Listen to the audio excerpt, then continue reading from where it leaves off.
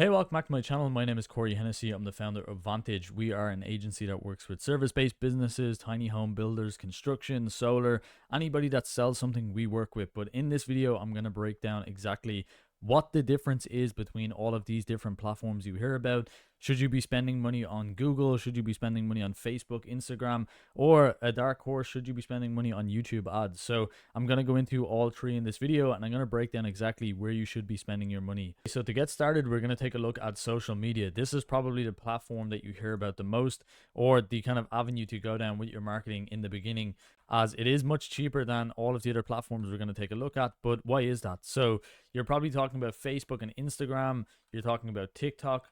Now, we can put in Reels, as it's kind of a video concept on IG. It's a video format that you can run on Instagram. Now, what is the difference between social media compared to even YouTube and Google? It's the difference is you're intercepting somebody. So even though you're targeting based on their interest, you're showing up at a time when they're not actually searching for your product or service. Now, maybe they have an interest in what you're doing. If you're doing roofing, they may have been speaking about roofing to somebody, so their cookies or their tracking is showing them ads based on roofing. But realistically, they're not going out and they're not looking for your service right now. They're not looking to purchase from you right now. They're actually just on Instagram to look at memes, or maybe they're on there to message their friends and their family. So they're not looking to purchase from you right away. Now, is this a bad thing? No, not really. Now, these platforms are based on building up your brand awareness. I think the best use of social media is building up your brand awareness with your initial ads. And what you're going to do is you're going to bring them down a funnel of awareness. So you're mainly just getting your business in front of that person. Once they have seen your business and they know what you sell, you're building trust. So your content should be based around your reviews. It should be based around where you're located, why they should trust you. Are you a local dealer? Have you been in business for a long time? What exactly is the reason that people should trust you? And this comes a lot with making videos. If you can make video content, people are going to trust you a lot more online. Now, once you've built that trust, what you can actually start to bring the intent up, to make the intent of that person a lot higher, is start to retarget your audience. Now, when you start retargeting, that means you're going to be targeting the people that have watched this content, and you're going to be also retargeting people that have seen your content from your awareness. So once they've seen you multiple times, you're actually building that person up into a trustworthy person that's going to pretty much buy from you. So they have built trust with your brand. They understand what you sell. They've seen you multiple times, and they're going to choose you when they do decide to buy a tiny home, or maybe if they choose to get their roof fixed, or whatever your service is, they're going to go with you. And that's what you're trying to do with social media. You're trying to build up your awareness. You're trying to build up people that are looking for your service, and you will get leads straight away from social media. You will get people that are just interested in what you sell, and you came across their feed at the right time, and that's going to come from your interest targeting. So targeting people that have already been looking at maybe competitors pages, or they've been clicking on competitors websites. Facebook tracks all of this, and Instagram tracks all of this, TikTok tracks all of this. So you're going to be able to retarget all of those people just based on their interest, and you're going to show up at a time where they're already looking. So if you took that as kind of a 50-50 split, some people are already looking for what you sell, but you're just intercepting the fact that they've maybe seen some previous ads, or they're texting friends and family about a similar service, versus on the likes of your retargeting. So running a retargeting campaign, you're actually retargeting people that have seen your content. So they've seen your awareness videos, they've seen your awareness content, then they've seen your trust content. So as I said, on these, you want to be showing customer testimonials. You want to have your staff on the videos. You want to be giving them a reason to trust your business and to choose you for the service that you offer. And then with that retargeting, you will get leads. So the final outcome of this is going to be the goal, which would be leads. So maybe you're running your ads for lead gen, or it could be booked calls. So the goal from all of this is to get people to understand your business, to learn about your business, then to trust your business. So you want to do those videos, like I said, and then you're going to retarget these people because they've already seen your business. They already understand what you do. They trust you now. And all you're trying to do is just push them over the line. With this, you could be doing with your retargeting, you should really be doing offers such as $100 off your new roofing install, $1,000 maybe with solar panels. You can give a free panel. bring up an offer that is a no-brainer. I always use the phrase no-brainer, as in somebody doesn't have to think, they can just read and they know that it's a good offer and they want to take advantage of it. That's what you should be doing with your retargeting. You should be giving people a really good offer that gets them across the line to fill in your lead form or to book a call with you, and those people are going to go ahead and go and book a call or fill in your form. So there's kind of more steps when it comes to your social media, and that's what you need to realize before you start spending on the platform. I'm going to get into overall spends at the end of the video, but that would be the overall flow of social media.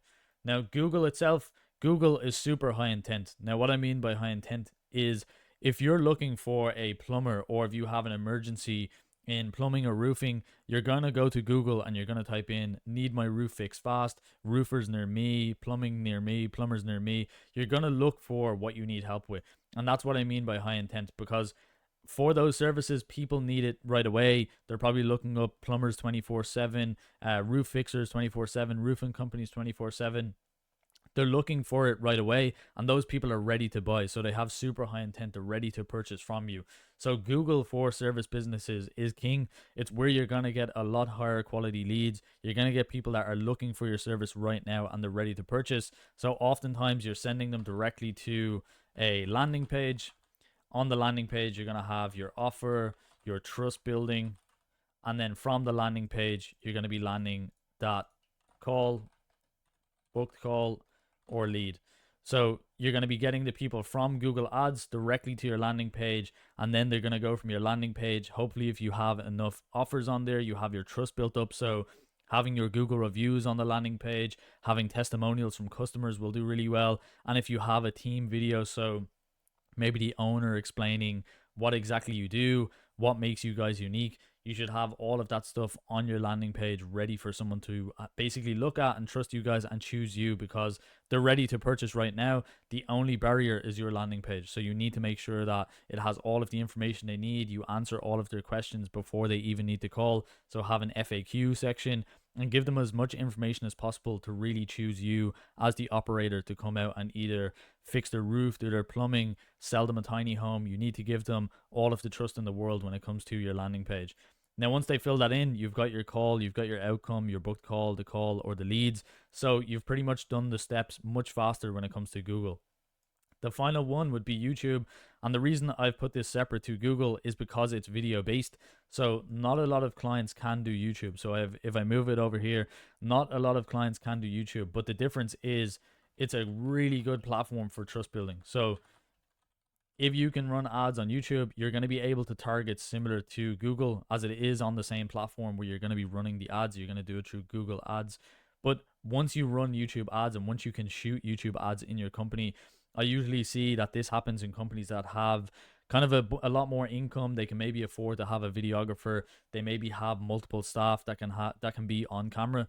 Now, once they start doing YouTube videos, and you explain your business, you explain your history, you explain the service that you offer, you're going to be building a lot more trust. And I've seen from this alone, just from having links in your bio to the landing page, directly from that, you're going to be having a lot more free leads. So you're going to have free leads. So that's just organic leads. You're going to also have more, I'll even separate them out, but you're going to have more paid leads. So if we go this way, you're going to have more paid leads.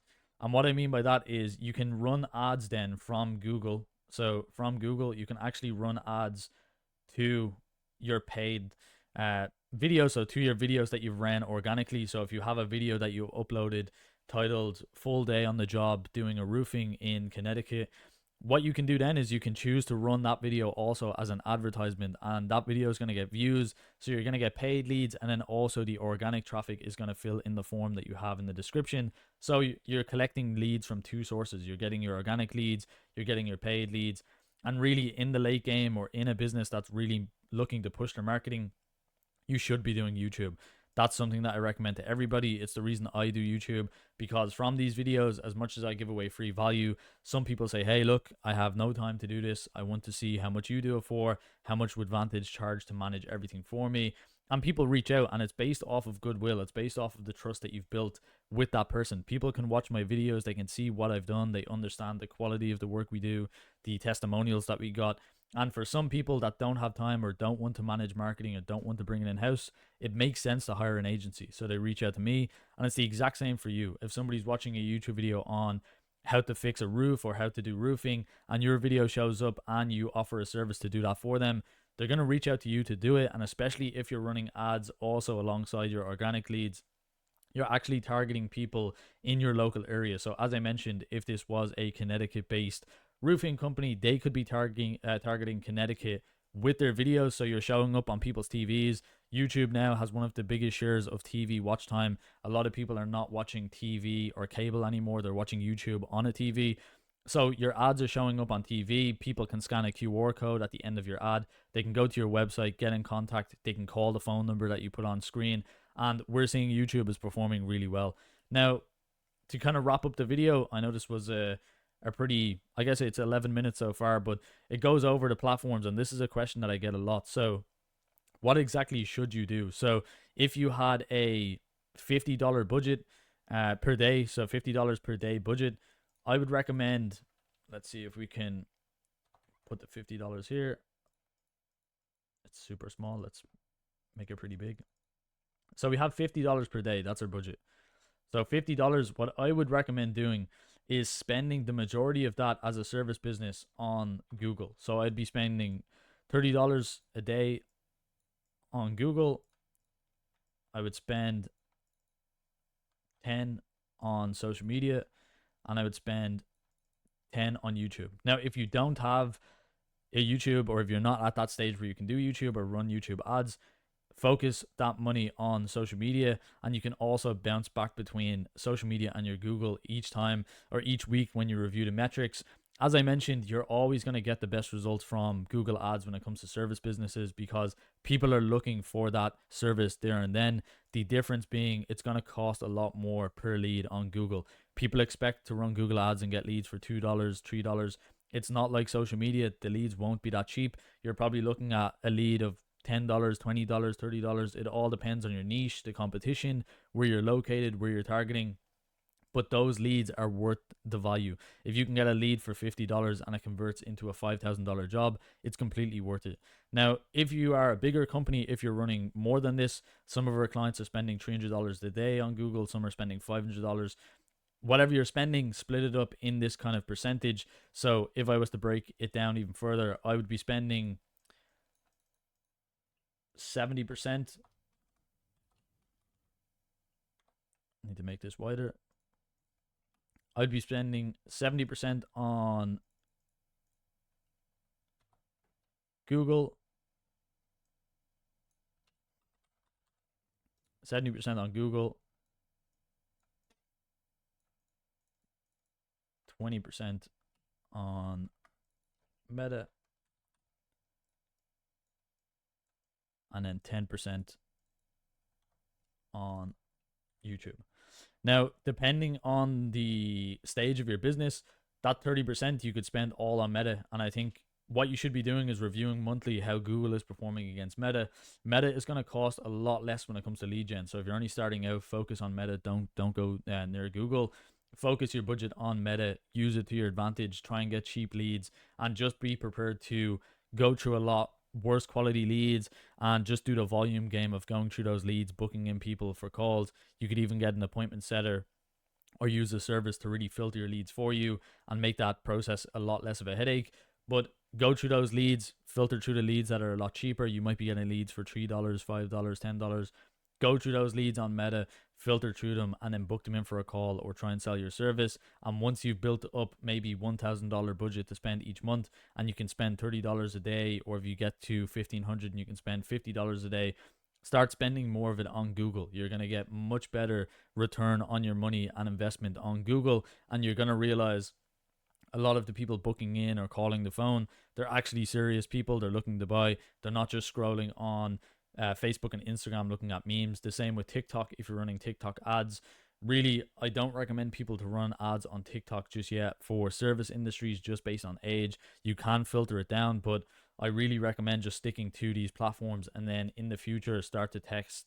You can test TikTok with maybe an extra $10 per day in the future. So TikTok's kind of a future platform that you can try out. The cost per lead is a lot less on TikTok at the moment, but the quality is also much worse. So TikTok, don't do until the future. Stick to this spread of your spend. So stick to this spread of your ad spend overall. This is a kind of overview of a budget if I had $50. But as I mentioned, we work with bigger clients. We work with clients that are at this budget. And if it's something you need help with, obviously you can check out my agency down below. If you're doing this yourself, best of luck. Hopefully it gave you a lot of insight into how you can set up this kind of spend yourself, as it is a question that comes up a lot on calls of how much they should be spending, what platforms they should be focusing on. And as mentioned, number one, Google. Number two, social media. Number three, YouTube. And then in the future, if you have money, TikTok. So thank you so much for watching. If this helped and you're interested in learning more about marketing for your service business, make sure to subscribe, leave a like, and comment down below if you have any questions. I actually love when you guys leave questions that I can reply to. It helps the algorithm, it helps my channel grow, and I really appreciate you watching. Thanks so much.